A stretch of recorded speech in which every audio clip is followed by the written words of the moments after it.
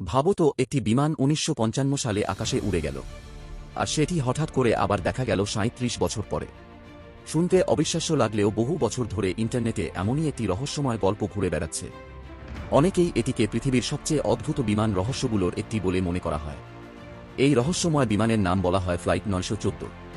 আজকের ভিডিওতে আমরা জানব এই বিমানের রহস্যময় গল্প কি, কিভাবে এটি নাকি ৩৭ বছর পরে আবার দেখা গেল, আর শেষ পর্যন্ত সত্যিটা আসলে কি। চলো শুরু করা যাক। তারিখ ছিল ২ জুলাই ১৯৫৫ সাল। সেদিন নিউ ইয়র্কের একটি বিমানবন্দর থেকে একটি ৪ ইঞ্জিনের বিমান আকাশে উড়ে যায়। বিমানটির মডেল ছিল ডগলাস DC-4। এটি একটি চার্টার্ড ফ্লাইট ছিল, যার গন্তব্য ছিল মিয়ামি, ফ্লোরিডা। এই যাত্রাপথ সাধারণত খুবই স্বাভাবিক ছিল। নিউ ইয়র্ক থেকে মিয়ামি পৌঁছাতে প্রায় ৪ ঘন্টা সময় লাগার কথা। বিমানে ছিল প্রায় ৬০ জন যাত্রী এবং ৬ জন ক্রু সদস্য।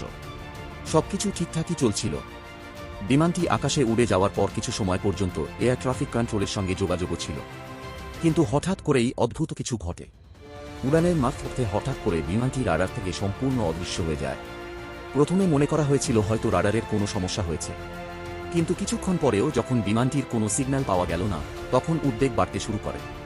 এয়ার ট্রাফিক কন্ট্রোল বারবার যোগাযোগ করার চেষ্টা করে, কিন্তু কোনো উত্তর পাওয়া যায় না। এরপর শুরু হয় বিশাল সার্চ অপারেশন। সমুদ্র, জঙ্গল, আকাশ, সব জায়গায় খোঁজ করা হয়। অনেক দিন ধরে অনুসন্ধান চলতে থাকে, কিন্তু কোথাও সেই বিমানের কোনো চিহ্ন পাওয়া যায় না। না কোনো ধ্বংসাবশেষ, না কোনো জরুরি সংকেত। শেষ পর্যন্ত কর্তৃপক্ষ ঘোষণা করে বিমানটি নিখোঁজ। সময়ের সঙ্গে সঙ্গে ঘটনাটি মানুষের স্মৃতি থেকে ধীরে ধীরে হারিয়ে যায়। অনেকেই ধরে নেয় হয়তো বিমানটি কোথাও দুর্ঘটনার শিকার হয়েছে। কিন্তু প্রায় ৩৭ বছর পরে এমন একটি ঘটনা ঘটে যা সবাইকে অবাক করে দেয়। তারিখ ছিল ২১ মে ১৯৯২।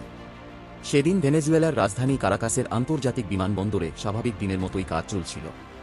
হঠাৎ করেই বিমানবন্দরের কর্মীরা আকাশে একটি অচেনা বিমান দেখতে পান। কিন্তু আশ্চর্যের বিষয় হল, বিমানটি এয়ার ট্রাফিক কন্ট্রোলের রাডারে দেখা যাচ্ছিল না।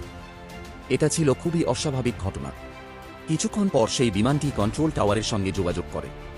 কন্ট্রোল টাওয়ারের এক কর্মকর্তা পাইলটকে জিজ্ঞেস করেন, আপনার বিমানটির পরিচয় কি? পাইলট উত্তর দেয়, আমরা একটি DC-4 বিমানে আছি এবং মিয়ামি বিমানবন্দরে ল্যান্ড করার অনুমতি চাই। এই কথা শুনে কন্ট্রোল টাওয়ারের সবাই অবাক হয়ে যায়, কারণ তারা তখন মিয়ামিতে নয়, তারা ছিল ভেনেজুয়েলার কারাকাস বিমানবন্দরে। অর্থাৎ বিমানটি তার গন্তব্য থেকে প্রায় ২,২০০ কিলোমিটার দূরে চলে এসেছে। পাইলট যখন জানতে পারে যে সে মিয়ামিতে নয়, বরং কারাকাসে আছে, তখন সে ভীষণ ভয় পেয়ে যায়। সে দ্রুত ল্যান্ড করার অনুমতি চায়। অবশেষে বিমানটিকে ল্যান্ড করার অনুমতি দেওয়া হয়। বিমানটি যখন রানওয়েতে নামে, তখন সেখানে উপস্থিত সবাই অবাক হয়ে যায়, কারণ বিমানটি দেখতে ছিল অনেক পুরনো, যেন দ্বিতীয় বিশ্বযুদ্ধের সময়কার কোনো বিমান। আধুনিক জেট বিমানের মাঝে এই পুরনো বিমানটি একেবারেই অদ্ভুত লাগছিল। পাইলটও চারপাশের দৃশ্য দেখে হতভম্ব হয়ে যায়। বিমানবন্দরের ভবন, অন্য বিমান, মানুষের পোশাক, সবকিছুই তার কাছে অচেনা লাগছিল। এরপর কন্ট্রোল টাওয়ার থেকে তাকে জানানো হয়, এখন সাল ১৯৯২। এই কথা শুনে পাইলট সম্পূর্ণ হতভম্ব হয়ে যায়। যদি তার কথা সত্যি হয়, তাহলে সে ৩৭ বছর ভবিষ্যতে চলে এসেছে। কথা শোনার পর পাইলট দ্রুত আবার উড়ে যাওয়ার সিদ্ধান্ত নেয়।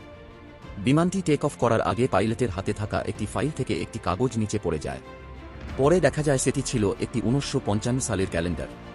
এরপর বিমানটি আবার আকাশে উড়ে যায়, আর তারপর থেকে সেই বিমানকে আর কখনো দেখা যায়নি। এই রহস্যময় গল্প শোনার পর অনেকেই বিশ্বাস করতে শুরু করে হয়তো এই বিমানটি সত্যিই টাইম ট্রাভেল করেছিল।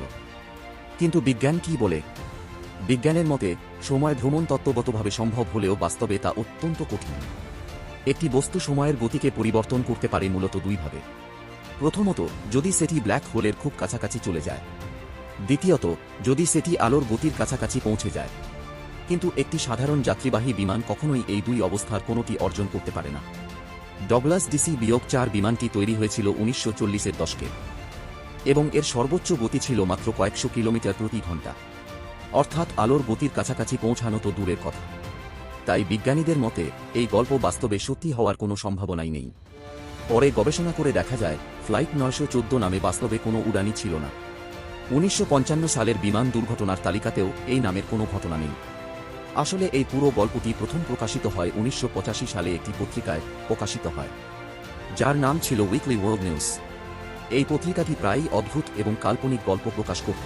যেমন এলিয়েন, রহস্যময় প্রাণী বা অসম্ভব ঘটনা। ফ্লাইট 914 এর গল্পটিও ছিল তেমনই একটি কল্পিত গল্প। কিন্তু ইন্টারনেটের যুগে এই গল্পটি এতটাই ছড়িয়ে পড়ে যে অনেকেই এটিকে সত্যি বলে বিশ্বাস করতে শুরু করে। আজও ইউটিউব, সোশ্যাল মিডিয়া এবং বিভিন্ন ওয়েবসাইটে এই গল্প নিয়ে আলোচনা হয়।